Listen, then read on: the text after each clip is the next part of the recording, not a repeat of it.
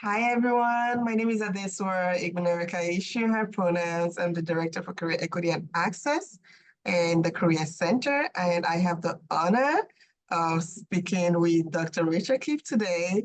And we have the opportunity to celebrate Women's History Month and what that means to us here on campus. So without further ado, I will get started. Rachel, can you please tell me a bit about yourself and your background? Hi, Eddie. Thanks for having me. I really appreciate it. My name is Rachel Kipp. I'm actually from the area. I grew up in Quincy and Boston area. I'm a first-gen college student myself. I went to school in upstate New York, and then I went to grad school in New Orleans at Tulane, and then I did my postdoc at Princeton. And I was very, very lucky that Suffolk was hiring. So I was able to come back here right after my postdoc, and I've worked at Suffolk ever since. First as a chemistry professor, and now I work for the Provost's office, and I'm in charge of accreditation. Really cool. Uh, As we celebrate Women's History Month, what relevance does this acknowledgement hold for you? I think it's really important. I mean, it's important for everybody, but women really thrive with community. So celebrating something like this gives us a chance to connect as a community and reflect on positive things in our community. And I think it helps, it feeds into things like mentorship, which is really important for women as well. Hmm. You mentioned that you started out as a professor here, and now you're the associate provost for academic planning and accreditation.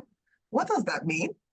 Uh, so accreditation is a process by which we assure quality and foster improvement, which is someplace external to Suffolk reviews us, compares us to certain standards, and says if we are passing them or not. It's important for things like receiving federal financial aid, but it also is just as educators, our goal should always be to do better. And that's what I think I like about being the Associate Provost of Accreditation is my job is to help us do better. So it's such a nice way to explain it because sometimes it's like, huh, you kind of know what you think it is. Well, it's good to hear from your mouth. So thank you.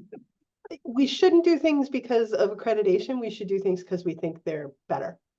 And if it helps us meet our accreditation, that's great. Um, I appreciate that. Well, you started out again as a professor. I have a two-part question. So, what were some of the most rewarding and exciting parts of your role as a chemistry professor? And now, what are some of the most rewarding and exciting parts of your role as the associate provost? So, tell us about both. So I loved being a professor, and as a professor of chemistry, I actually got to spend time in the lab with the students. And a lot of people groan about lab because it's a big time investment, right? But I loved it because it was hands-on. You really got to work with the students, and you really got to know them. And it was very concrete. They could see if they made the crystal or got the result they were looking for. So although, people sometimes get frustrated in lab, it's also just when it works and we all look at the beautiful red crystal, it's such a sense of accomplishment and fun. And I loved conveying that, especially with non-majors. They would be afraid or intimidated by lab, and then you would see them do it and realize how much fun it is to do the science. So that is one of the most rewarding parts, and frankly, the part I miss about being a chemistry professor. In terms of being in working in the provost office, what's really fantastic is I loved um, the College of Arts and Sciences where I was a professor. And I have many good colleagues there, and it was a lot of fun to work with them. But I didn't really have a lot of connections across the university. And one of the nice things about being provost office is not just that I get to know people in the business school or law, but also things like as a professor, I probably didn't spend much time talking to people in the career center or in student affairs, and I didn't understand their jobs, and getting to see all those different parts of the university is really interesting to me and a lot of fun. So, Thank you. Love that. mm. So, how has gender identity impacted your career, positive or negatively? You know, it's one of those things I think you have to, it's something you think about as you look back. Because if you had asked me as a graduate student, I would have told you it wasn't much of an impact. And yet I can see, as an undergraduate in science, I was sometimes the only woman in the room. As a graduate student, there were some women in my program, but I will also tell you, because there were so often men around, some of my earliest mentor and most supportive people in my career were men. And that taught me something valuable, right? Just because someone doesn't look like you doesn't mean they're not an ally. And just because they do look like you does not mean that they are. Um, so there have been times where I couldn't figure out what was going on. And then like 3 days later, I'd go, oh my God, it's because I'm a woman. He's not listening to me. So frustrating, but sometimes so freeing to go, well, there's nothing I can do about that. Um, so, so that has been really, but there are negative things, and it's tough to just be the only woman. It can feel isolating, but I also, because people are so aware of it, and I think because I've worked in science and academia, in which are fields where people really value mentorship and those kinds of formal and informal relationships, I've always felt supported. I've always felt there was someone to go to. There's always been options for me. And I think probably what is most frustrating if you're getting a negative impact is if you feel like there are no options and no place to go with it. And these days I am in a leadership position, and I at a place that values women in leadership positions. So, it's not really my problem if you don't like me because I'm a woman. It's your problem. Um, so I don't worry about it as much as I used to, except for the fact that I worry about the women coming up and how to be supportive of them. I value, because I had such good mentorship, I want to be a good mentor, and that's important to me. Well, that perfectly just goes straight into my next question. Tell me about some of the women, female scholars or leaders who inspired or mentored you. I love that you said that, sometimes we could put ourselves in a box and think that it's only the people who look like us that might be our inspiration or might be our mentors or be our sponsors or supporters. But sometimes it's not always the case. So I'm curious, can you name some women, tell us about some women, some female leaders who have inspired you and supported you or mentored you? There are definitely lots of people who have done so, and I can think of, uh, the chemistry department here has always had many women, and currently only have women professors. So my fellow colleagues were always very supportive, and the previous dean, Maria Toyota, was someone who talked to me a lot. I became chair while she was dean, and she talked to me a lot about what it meant to be a leader in academia. And I don't think I hadn't really had concrete career plans along that road. I think sometimes becoming department chair, everybody takes a turn, right? It's not always something someone aspires to. It rotates through. And she was someone who talked to me about, you're good at this. Have you thought about doing more? And she also talked to me about what it meant, right? You have to think about, what skills do you need? How do you develop them? What if Suffolk doesn't have a place for you as a leader? Have you thought about that? And so I valued her candor, and I valued her positivity, because there have been times during my life when I felt really down, and almost every time someone has said to me, you know what, you're really good at this. You shouldn't worry too much. And I really appreciate that. And again, it's something I hope that I do for other people, because it can change your whole outlook. So I'm grateful to Maria. I'm grateful to Marisa. When Maria told Marisa that I was interested in doing more leadership roles, there were opportunities made available to me, and I also Suffolk supported me in a year-long fellowship in a leadership program, and that was huge, and it made a tremendous impact on me in my career. So I owe Suffolk a lot, but specifically it was Marisa Kelly and Maria Toyota that supported me through it. I appreciate that. Again, I love how these questions are played into each other because we as a campus have female leadership at the helm, and that's not something that you see in a lot of universities. I'm wondering, does that make a difference where female leadership is celebrated or not?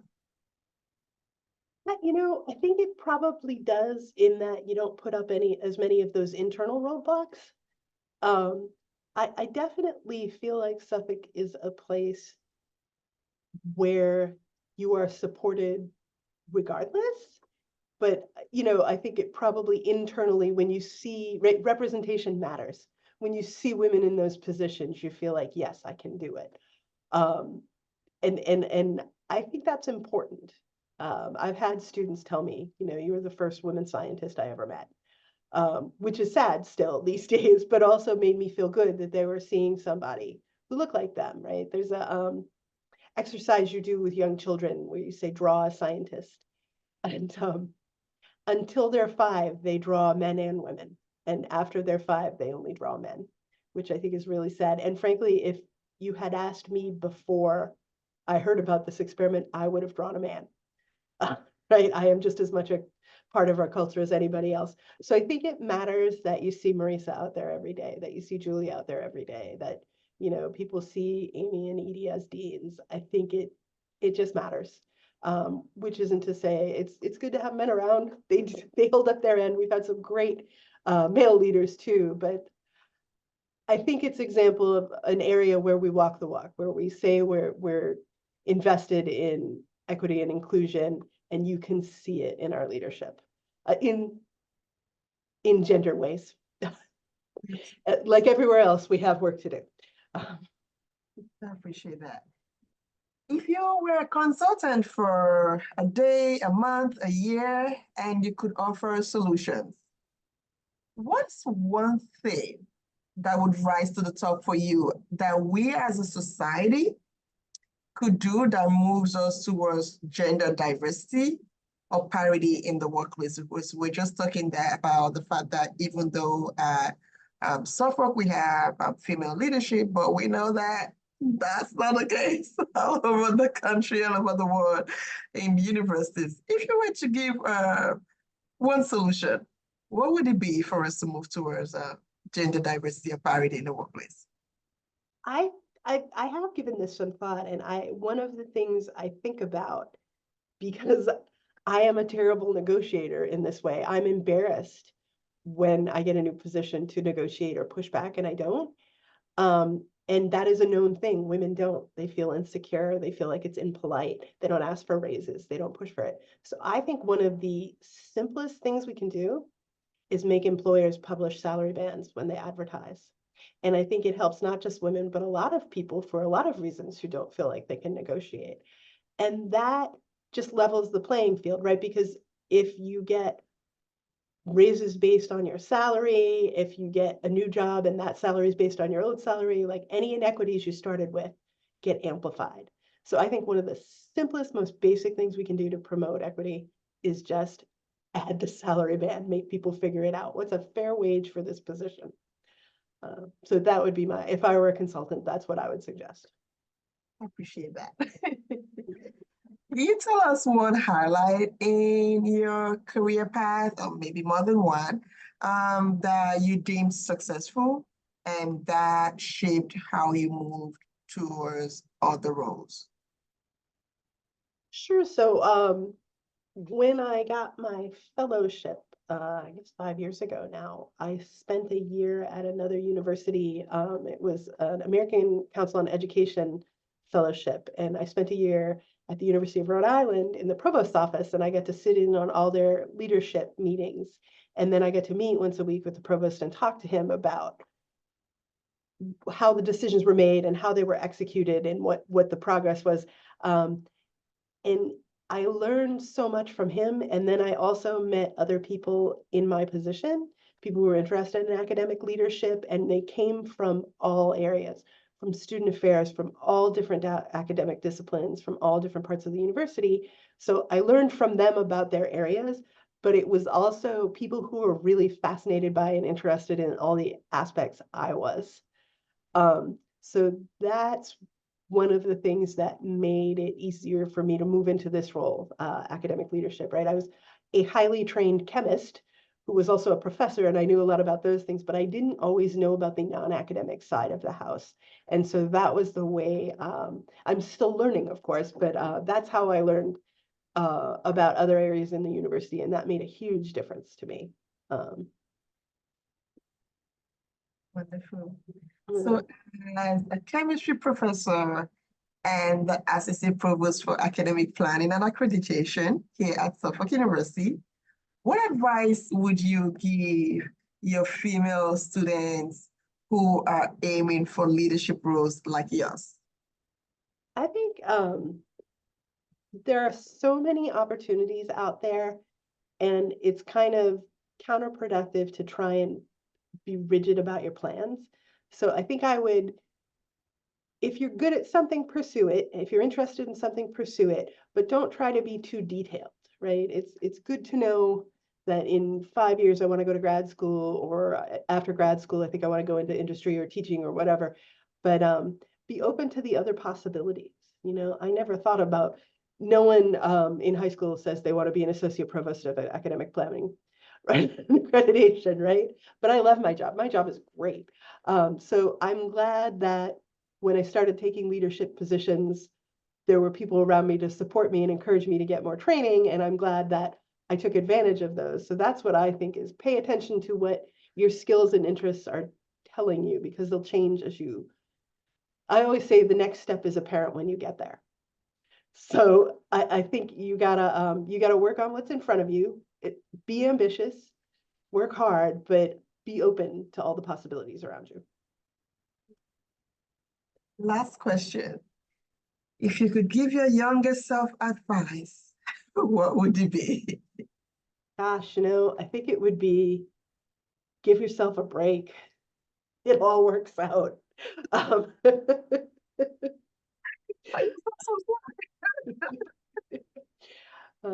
you know, people, I was a good student and I worked really hard, and I wouldn't change those things, but I also was always, so this is why I know to wait and think about the next step when you get there. I was always so anxious about the future. And when you get there, it does become apparent what you need to do. So that's what I would tell myself. I really do appreciate that. Again, thanks, Dr. Kipp, for spending time with us and sharing and celebrating women's history. We thank you for your time. Thank you for having me.